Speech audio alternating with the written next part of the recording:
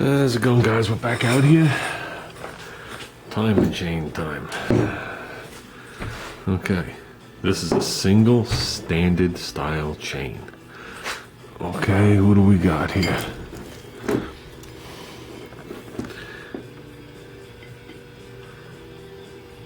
you go, focused in. Made in USA. This is a Chloe's. Okay, for the application we're doing, this is going to be fine. I wouldn't go too much more radical of an engine or a cam with this style chain. But for longevity, the spring pressures we're using, and for what this engine's going to rev to, this is definitely a safe bet. The Chloe's is top of the line.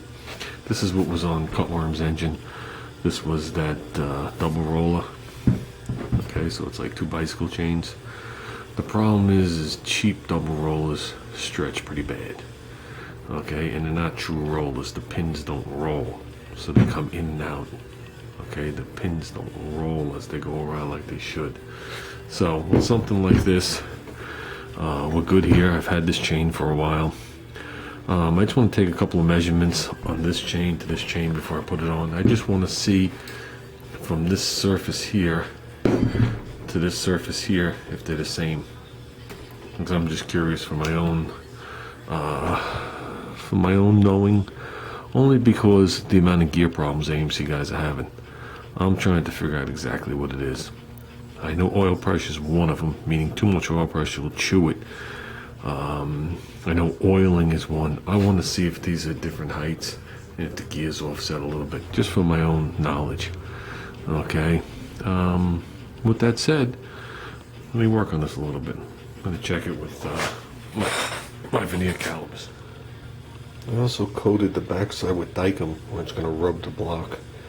I'm going to let this Dykem dry, and I'm going to hit it just to make sure that there's no things, because I see a tiny little nick there. I want to make sure there's not a raised edge, so that'll rub the block.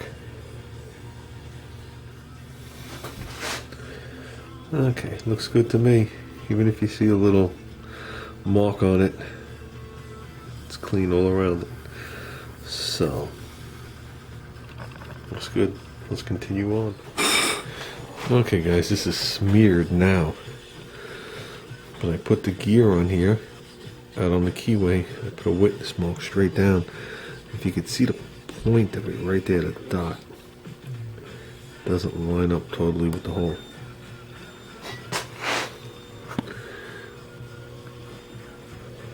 Okay, so that means part of this hole is going to be restricted, and it already has limited flow, and that's what feeds the gear out here.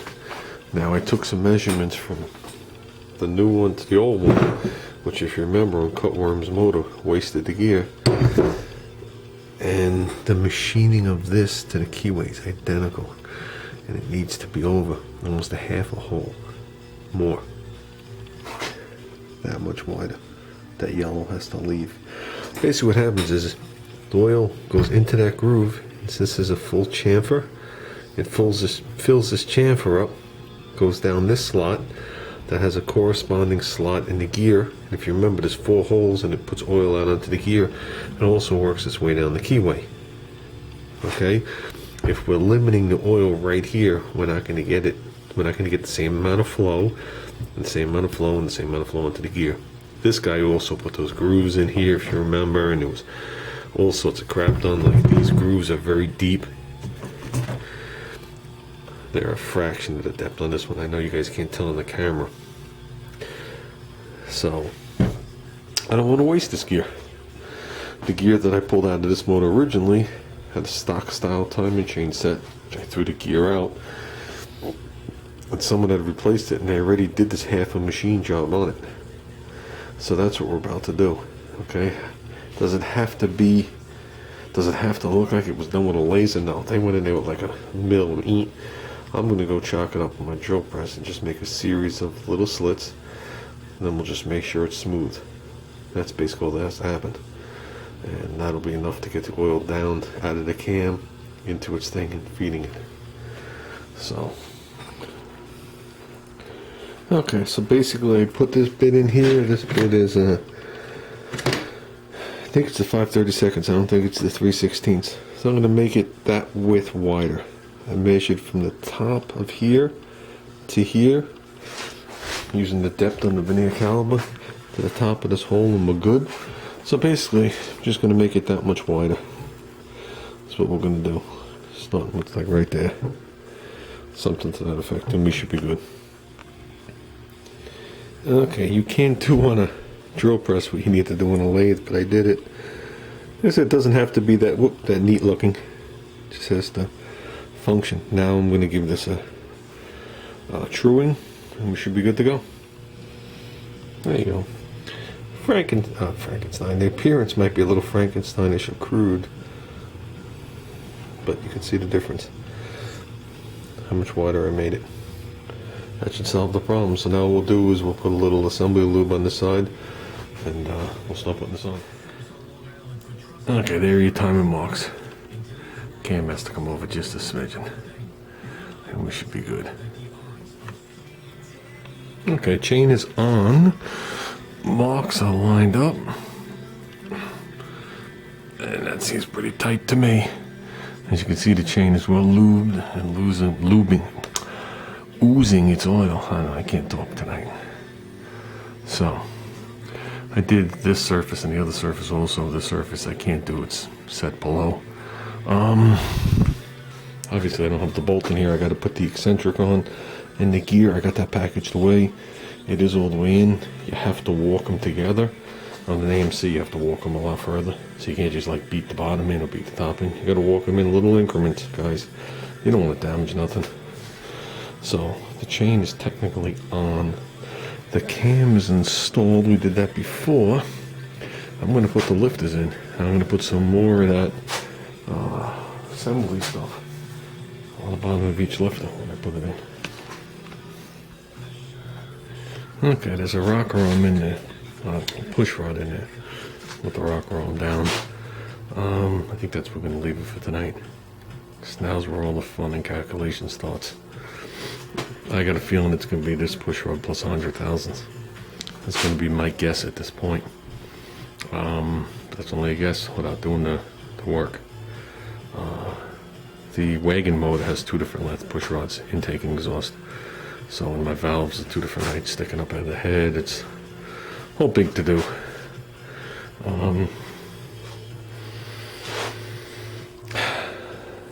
With that said, and I don't know if it seems like anything or nothing, but I think we made a little bit of progress. Like I said, we know the cam fits. The cam's in there, the cam's lubed. Lifters, the bases of the lifters are done with that stuff. And then the sides are coated with oil, or assembly lube. That's the way I do it. Chain has been dipped in assembly lube, soaking in there. Backside of the gear is coated with assembly lube, where it's going to rub the block. By the time you're done priming this motor, those lifters are totally coated with oil anyway in the bores, but you never put them in dry anyway. So I think that's where we're going to leave this for tonight. Just want to take a little break from it. Then I got to get a push rod measurement and order up some push rods. The push rods definitely have to be ordered by tomorrow, so they could ship out Monday. So we'll have them midweek. What's coming up? Okay, besides this, what's coming up this weekend? Coming up is supposed to be all AMC day in Maryland. If weather's good, we're trying to go. Obviously we'll bring the video cameras along, and that should be a fun day. Never know, might score some parts, might score a car. I've bought everything out of that place and brought it home. The following, I don't remember if it's Saturday or Sunday, I got the date inside the house. They're starting their first, okay, and I'm going to see how this plays out. They're starting their first New York chapter of the Ghetto Society Mini Bike Club. Now, the Ghetto Society Mini Bike Club is based out of PA. Okay, so I guess there's a New York chapter that I was unaware of until today. They're having their first, it's more like just a gathering and a swap meet. There's no racing involved at all. You could bring your bike, you could show it, you could hang out, and it's going to be a swap meet. It's in an industrial park. Supposedly we got 3 buildings or lots secured. Everything will be fine. Just no riding whatsoever. Supposedly they're going to do this once a month until October. So we'll see how it goes. If it turns into something, I'll see if any of you mini bike guys want to come down and check it out. I'm assuming the first one's going to be small and like they always are.